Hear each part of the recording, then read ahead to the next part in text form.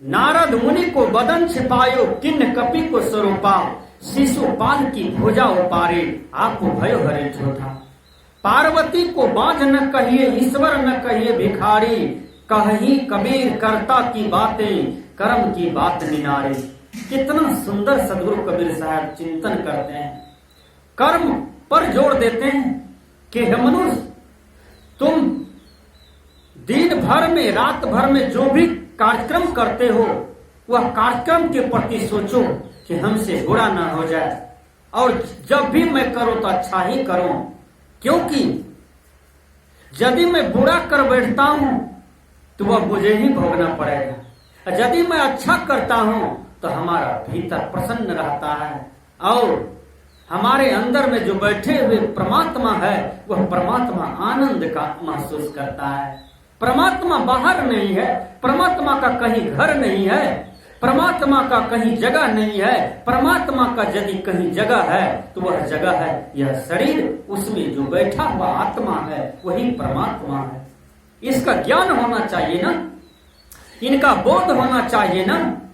ये मनुष्य तो भटक रहा है अज्ञान में, परमात्मा को पत्थर में खोजते हैं, कोई बांस में खोजते हैं, फट्टी में खोजते हैं, कोई गिट्टी में खोजते हैं। परमात्मा को कोई काशी में खोजते हैं, कोई मथुरा में खोजते हैं, कोई वृंदावन में खोजते हैं, कोई पहाड़ पर खोजते हैं, कोई आंख बंद करके खोजते हैं, कोई दोनों कान में उंगली दे करके गुरु मंत्र का जाप करते हैं कि हमें परमात्मा का दर्शन होगा, हमें भगवान का दर्शन होगा। ऐसी कल्पना मिथ्या है, और यह कल्पना आपको ले डूबेगा। सदगुरु कबीर बताते हैं कि हे मानव, तुम्हारा परमात्मा तुम्हारे अंदर में है, लेकिन तुम सच्चे गुरु के पास जाकर के एकदम निर्भ्रांत बोध लो और देखो तुमको क्षण में ही परमात्मा मिल जाएंगे। सदगुरु कबीर कहते हैं, कर्म का लिखा मिटा धो कैसे जो युग कोटि सिराई। जो आपने लिखा है उसको कोई नहीं मिटा सकते, कोई नहीं हटा सकते, वो भोगना ही पड़ेगा। गुरु वशिष्ठ मिली लगन सुधायो, सुर मंत्र एक दिन ना। कहा जाता है गुरु वशिष्ठ जो है वह भगवान राम के लगन को वही बनाए थे, और जब राम और सीता को संजोग हुआ, दोनों में शादी हो गया, तो सीता को वहीं से दुख होना शुरू हो गया।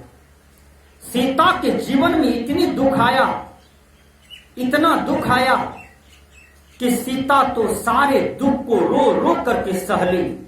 यदि माता सीता के समान आज कोई भी माता बहनों को दुख हो जाए मां सीता की तरह, मैं कहता हूं कि वो अपने जीवन की पासा को ही पलट देंगे, अपने जीवन को ही बदल देंगे। यह वैज्ञानिक युग में, यह कलयुग में, यह करत युग में मैं देख रहा हूं कि जो लड़के काले हैं, नाटे हैं, मुंह का फेस अच्छा नहीं है, उसको मैं देखता हूं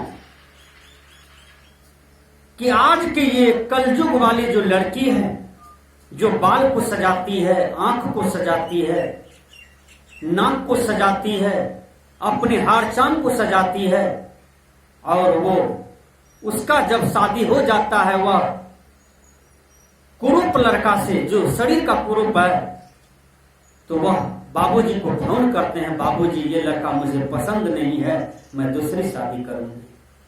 अब सोच सकते हैं, तुम भारत की नारी हो, भारत की बहना हो, तुम्हारे ही देश में सती अनसुईया हुई, मां सीता हुई, मीरा हुई, मदलसा हुई, सहजोबाई हुई, और ये सब नारी का चरित्र देखो आज कितना उज्जवल है, कितना परिष्कृत है। इनके चरित्र में कहीं दाग नहीं है, इनके चरित्र से दुनिया शिक्षा ले रही है और देश भी शिक्षा ले रही है। तुम कैसे नारी हो? यदि तुम्हारे पति काला है तो तुम अपने बाबूजी को फोन करते हो कि मुझे यह पसंद नहीं है, मुझे दूसरे लड़का खोज करके दीजिए, मैं उनसे शादी करूंगी। विचार कीजिए। सदगुरु कबीर कहते हैं, हे मानव, तुम हार चाम के पीछे बहुत चले गए हो, अनादि काल से चले गए हो, हार चाम को ही निहारते हो, हार चाम को ही चुभते हो, हार चाम के ही रस को चोब रहे हो, ले रहे हो। इसलिए हे मानव, तुम हार चाम के भोग से ऊपर उठ करके तनिक जीवन जियो, जिसको साधना मार्ग कहा जाता है। तुम्हारा जीवन परिष्कृत हो जाएगा, तुम्हारा जीवन उज्जवल हो जाएगा, तुम्हारा जीवन अच्छा हो जाएगा। तो सदगुरु कबीर कहते हैं, सीता को इतना दुख हुआ, माँ सीता दुख झेल ली, और वही आज सती नारी के गिनती में है। इसलिए माँ सीता का देखिए आज घर घर में पूजा हो रही है। माँ सीता का फोटो घर घर में टांगा हुआ है। क्यों? क्योंकि सीता मन लगा करके पति भक्ति किया। रावण जब जब माँ सीता को आते हैं बहलाने के लिए, फुसलाने के लिए कि सीता देखो मैं तुम्हारे लिए क्या नहीं करने वाला हूं, तुम्हारे लिए ही सब कुछ करके रखा हूं, तुम हमको केवल पति स्वीकार कर लो। लेकिन माँ सीता क्या जवाब देती है कि रे पापी, मैं तो राम के सिवा किसी के मुख को नहीं देखी, मैं तो राम नाम में ही मस्त हूँ, मेरे पति भगवान है, मैं अपने पति से ही संतुष्ट हूँ, मुझे दूसरा पति नहीं चाहिए। तुम अपना धन अपने पास रखो, अपनी संपत्ति अपने पास रखो। देखिए रामायण को उल्टा करके माँ सीता क्या जवाब देती है। आजकल की लड़कियां धन को देख करके भूलने वाली, रूप को देख करके भूलने वाली, हार चांद को देख करके भूलने वाली, अभी बताइए व्हाट्सएप पर गलत गलत बात करती है, फेसबुक में मित्र बना करके गलत गलत बात करती है। क्या तुम सीता से शिक्षा नहीं ले पाए? क्या सती अनुसुईया के चरित्र से शिक्षा नहीं ले पाई? तुम्हारे माता पिता ने तुमको अच्छा शिक्षा नहीं दिया? तुम कुल में दाग लगा रहे हो, खानदान में दाग लगा रहे हो, तुमको शर्म नहीं आती, लज्जा नहीं आती? विचार करें। तो सदगुरु कबीर कहते हैं यही पाप के कर्म तुम्हें भोगना पड़ेगा, और ऐसा भोग आएगा तुम्हारे जीवन में कि उस समय तुमको भी कोई काम नहीं देगा। तुम अकेले चिल्ला चिल्ला करके अपने कर्म के फल को भोगोगे। बुरे कर्मों से चित्त अशांत होता है और सदकर्मों से चित्त शांत होता है। विचार करिए, आज हमारे समाज में कोई पुलिस आ जाए, थाना से प्रशासन की टीम आ जाए, तो चोर भागने लगते हैं। चोर को भय है कहीं हम ही पर तो नहीं आते हैं। लेकिन जो चोरी नहीं किया है, जिनका कर्म बिल्कुल साफ है, वो तो पुलिस के सामने खड़े रहते हैं, गपशप भी मारते हैं, लेकिन उसको कोई भय नहीं है। क्यों? क्योंकि वो जानते हैं कि मैं तो अच्छा किया हूं, मेरे पास प्रशासन नहीं आएंगे, और मैं प्रशासन के सामने खड़ा भी रहूंगा तो मुझे प्रशासन कुछ भी नहीं कर पाएंगे। उसको अपने कर्म पर विश्वास है। लेकिन जो कर्म गलत किया है वो प्रशासन की नजरों से बचना चाहते हैं, छिपना चाहते हैं, दुपक करके चलते हैं। तो देखिए हमारे कर्म ही हमें भय देता है। एक सुभान मियाँ था, सुभान मियाँ को 12 बजे दिन में मैदान लग गया। वह अपने घर के बगल में बेर का पेड़ था, मैदान करने लगे। बेर का पेड़ था, पके पके बेर गिरे हुए थे। सुभान मियाँ बेर को उठा करके खाने लगे। 3-4 बार लेटरिन गए। लेटरिन के क्रम में ही बेर जो वृक्ष में था वह गिरा हुआ था, उसको भी उठा उठा करके खा लेते थे। उसी गांव में एक वेश्या की नाच होने वाली थी। युवक लोग सुभान मियाँ को धनी मनी आदमी जान करके उसको निमंत्रण दे करके बुलाए थे। सुभान मियाँ पंडाल में बैठे थे और आगे में बैठे थे, कुर्सी पर बैठे थे। वेश्या स्टेज पर आती है, वेश्या स्टेज पर कहती है, सुभान तेरी बतिया जान गई राम। सुभान मियाँ सोचा कि मैं तो 12 बजे दिन में लेटरिन किया हूँ, मेरा पेट खराब था, मैं तो पकल पकल बेर भी खाया हूँ और लेटरिन भी किया हूँ, लगता है ये वेश्या कहीं से देख ली है, ये जान गई है, कह देगी। सुभान मियाँ सोना की अंगूठी दे दिया और कह दिया कि वेश्या चुप, यानी मेरी बात नहीं कहना, ये लो अंगूठी। फिर वेश्या कहती है, सुभान तेरी बतिया कह दूंगी राम।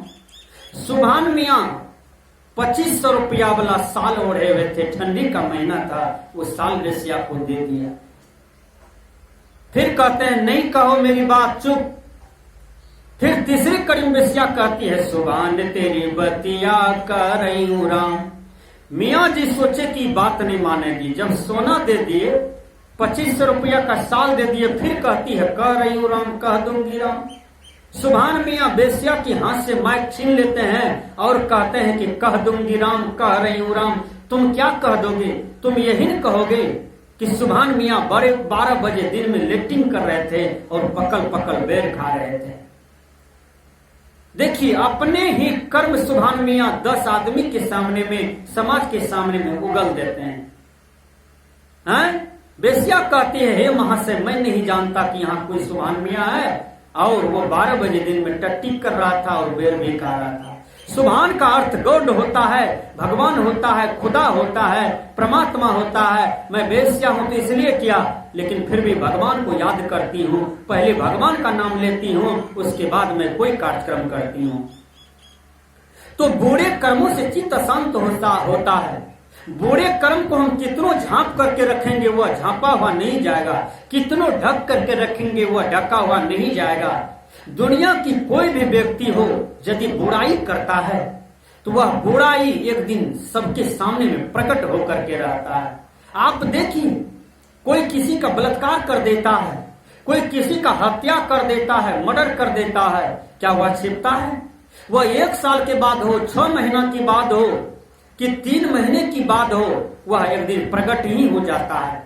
इसलिए अपनी बुराई को कोई आज तक नहीं ढक पाया और अपनी सच्चाई को कोई आज तक नहीं ढक पाया। इसलिए सदगुरु कबीर कहते हैं, गुरु वशिष्ठ मिली लगन सुधायो, सुर मंत्र एक दिन्हा, जो सीता रघुनाथ विवाही, फल एक संचन किन्हा। 3 लोक के कर्ता कहिए, बाली बधो बरियाई, एक समय ऐसी आई, उन्हों अवसर पाई। नारद मुनि को बदन छिपायो, किन्न कपि को स्वरूपा, शिशुपाल की भुजा उपारे, आप भयो हरि ठोठा। पार्वती को बांझ न कहिए, ईश्वर न कहिए भिखारी, कही कबीर कर्ता की बातें, कर्म की बात निनारी।